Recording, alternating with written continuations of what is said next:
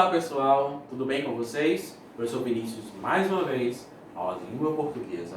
Hoje nós vamos vamos sintetizar o nosso módulo 5, vamos fechar esse capítulo e também vamos ter uma atividade que vai retomar um gênero textual de um capítulo anterior.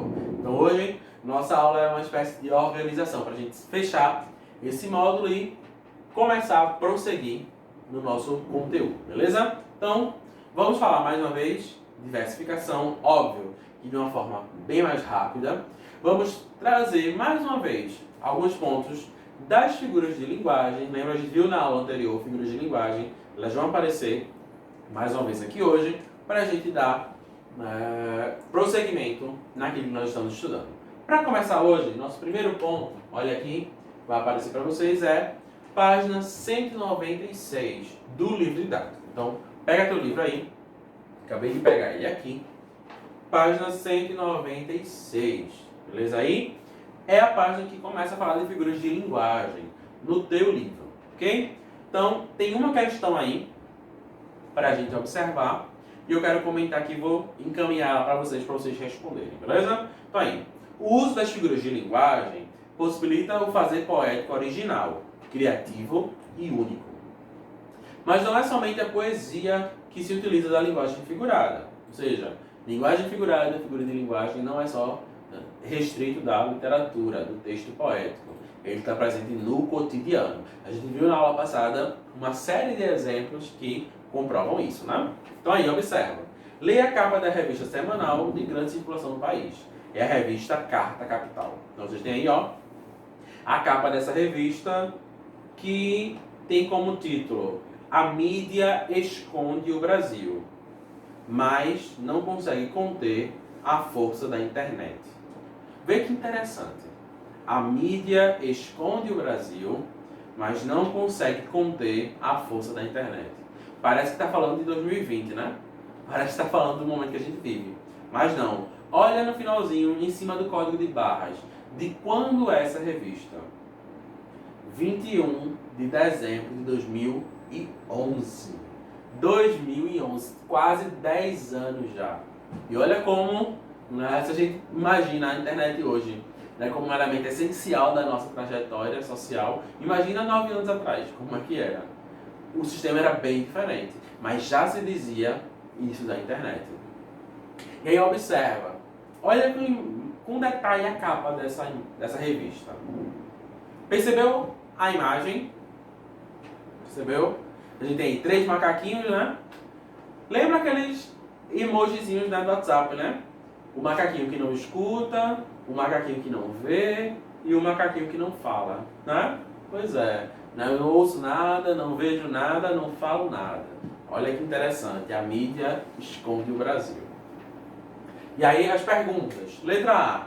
Qual é o assunto dessa reportagem? Então aí você vai colocar, né, a sua opinião, o que é que você entendeu. Qual é o recurso utilizado? É essa imagem, né? Mas aí você vai explicar essa imagem. Por que esse recurso foi utilizado? Então, qual é a relação entre essa imagem e o mundo da internet? Eu acabei dando aqui já um direcionamento para você pensar isso. E, na letra C, qual é a figura de linguagem que possibilita construir sentido e ir além do que está objetivamente expresso? Qual é a figura de linguagem que a gente usa para dizer uma coisa diferente, para dizer algo além? Temos aí 4 opções: catáfora, ironia, metáfora e anáfora. Qual dessas 4? Então, marca aí e a gente conversa sobre isso aqui mais no encontro remoto. Beleza? Muito bem. Então aí, depois dessa introdução, agora sim, vamos passar para os nossos pontos. Então se liga aqui, nosso próximo ponto é retomar o tópico de versificação, que no teu livro é a partir da página 185. Então pode voltar aí para essa página e dar uma acompanhada, beleza? Separei aqui alguns pontos para a gente retomar esse conteúdo. Tá lá? Então, em versificação, nós falamos a definição de verso, né? Cada linha do poema é um verso. Nós falamos de estrofe, que é a quantidade de versos, né? É a estrofe. Então a gente tem uma estrofe com 4 versos, uma estrofe com 2 versos, uma estrofe com 7 versos. Então, a estrofe é a quantidade de versos que tem. E a gente viu uma classificação para isso, lembram? Uma estrofe com 4 versos, quadra, um quarteto. Uma estrofe com 7 versos, septilha, e aí daí por diante. Então a gente tem uma classificação para isso, né? A gente falou também da métrica, a contagem das sílabas poéticas. A gente foi bem tranquilo para uns, foi bem desesperador para outros. No encontro remoto a gente falou bem muito sobre isso. Então é a contagem das sílabas. A gente viu que tem algumas regras para contar. Quando a gente junta uma sílaba com outra, quando a gente ignora alguma sílaba no final, né? Enfim. Nós falamos sobre a rima, um recurso bastante utilizado, que não é obrigatório, mas é bastante utilizado nos poemas. Então a gente viu que existe, né? Rimas cruzadas, rimas alternadas, rimas opostas, rimas mistas, ou aquele verso, aquele poema que não tem rima nenhuma. A gente vai chamar de verso branco ou verso livre, não é isso? Pois é. Então lembram que cada um vai ter uma sequência de letras, né?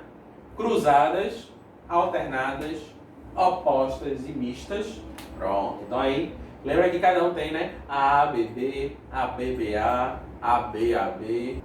Então, dependendo, né, da estrofe que o poeta esteja escrevendo, a gente vai ter um esquema de rima desse diferente. Então, ele não é um esquema padrão e nem é sempre obrigatório, né? O poeta que escolhe como fazer e a gente que vai ler que analisa qual é o padrão que se encaixa. E, por último ponto, nós falamos sobre o ritmo. E não tem uma categoria classificatória específica, mas é aquilo que forma, né, principalmente a oralidade, a leitura, a melodia que se dá para o poema. A gente viu isso com bastante cuidado, principalmente no cordel, tem essa musicalidade bastante aflorada. Muito bem. Então, depois disso aqui, eu trouxe aqui um texto para vocês, para a gente só retomar e finalizar. O texto é Seu Metaléxico, escrito por José Paulo Paz. Economiopia, desenvolvimentir, utopiada, consumidoidos, patriotários, suicidadãos. Aqui a gente tem um poema bastante simples, é um poema que tem uma estrofe só, 6 versos, então é uma sextilha, obviamente, que traz uma mensagem social bastante interessante. Percebeu que o recurso usado aqui pelo escritor foi unir as palavras formando como se fosse uma coisa só? Economiopia, economia e miopia, ou seja, as pessoas que não enxergam os problemas econômicos que existem. Desenvolvimentir, né? Ou seja, desenvolvimento e mentira, ou seja, né, a falácia que existe que o mundo, né, que o país está sendo desenvolvido, que o país está progredindo, quando na verdade isso não existe. Utopiada, né, utopia e piada, então, nessa brincadeira, né, o Brasil é muito rico, que o Brasil vai para frente, isso e aquilo. Então veja que ele está trazendo uma crítica, né, bastante contundente. Consumidoidos, né, consumidor e doido, aquela pessoa, né, que compra de todo jeito, mesmo sem ter dinheiro, sem ter condições, mas quer comprar e se enche de dívidas. Né? Patriotários, né? Patriota e otários, né? Então aí sem explicação. E suicidadãos, suicídio, suicidar e cidadãos, pessoas de bem que acabam, né, perdendo a própria vida, ou por suicídio. Obviamente suicídio aqui está numa metáfora, numa mensagem diferente, não necessariamente tirar a vida, mas pessoas que acabam se perdendo por conta da situação social em que vivem. Né? Então, vejo que é um poema bem simples, mas é bastante interessante. Vamos lá, vamos prosseguir. A partir dessa ideia, a gente volta a falar das figuras de linguagem. Bastante rápido, porque foi visto com bastante exemplos na aula anterior. Você pode voltar e assistir a aula 19. Então aqui a gente vai fazer só um resumo, beleza? Se liga aí. A nossa primeira figura de linguagem foi a anáfora, uma repetição de uma ou mais palavras no início da oração. Lembra lá? Se você gritasse, se você gemesse, se você falasse, se você quisesse. Aquele exemplo do E agora José? Pronto. Então isso é anáfora.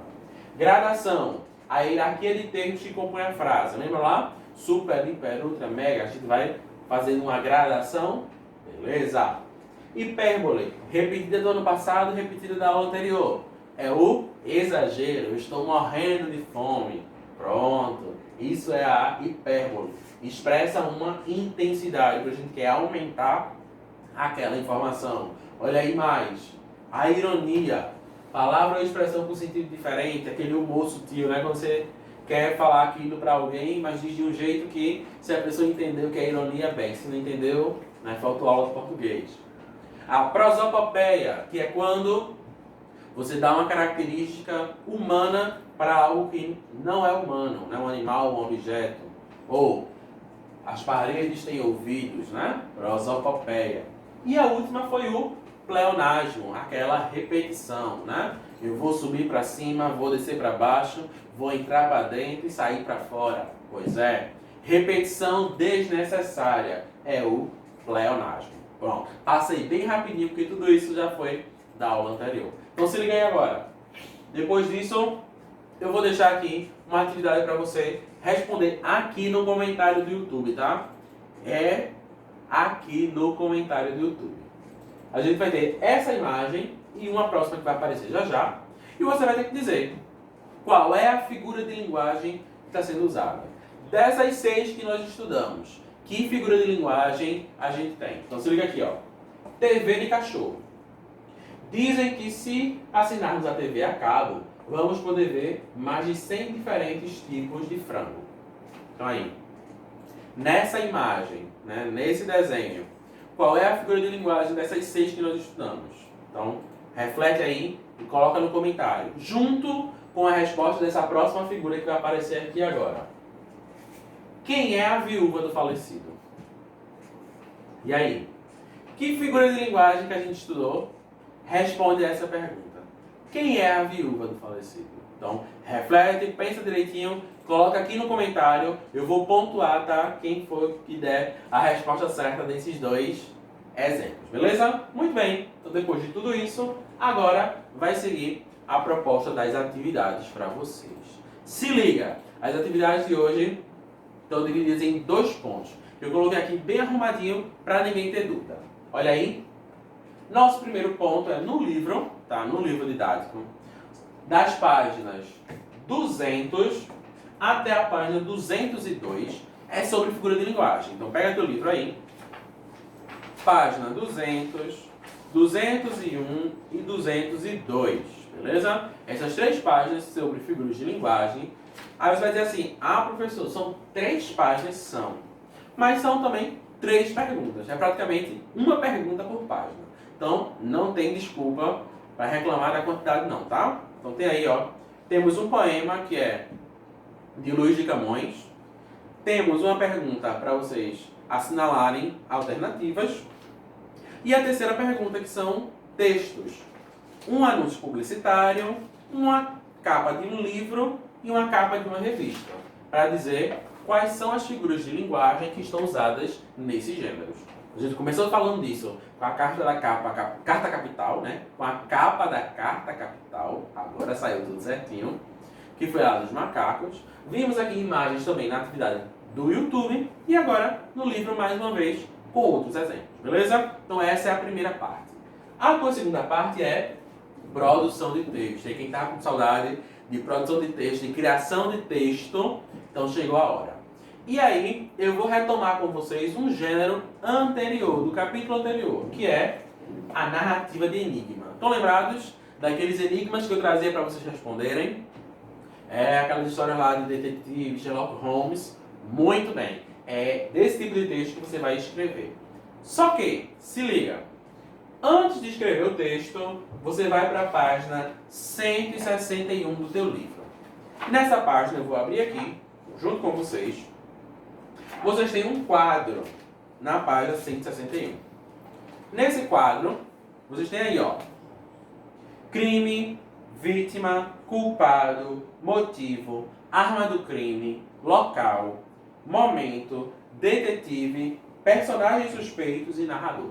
Então, esse quadro aqui, na página 161, você vai responder ele, beleza? Se liga nessa orientação.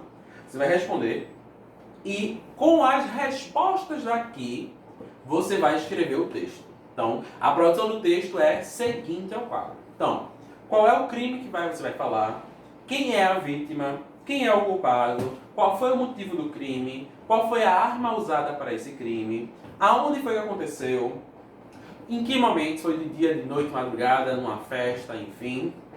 Quem é o detetive que vai investigar, quem é as pessoas que você suspeita, ou seja, vai ter aquele culpado, mas outras pessoas vão ser suspeitas também, então quem vai ser?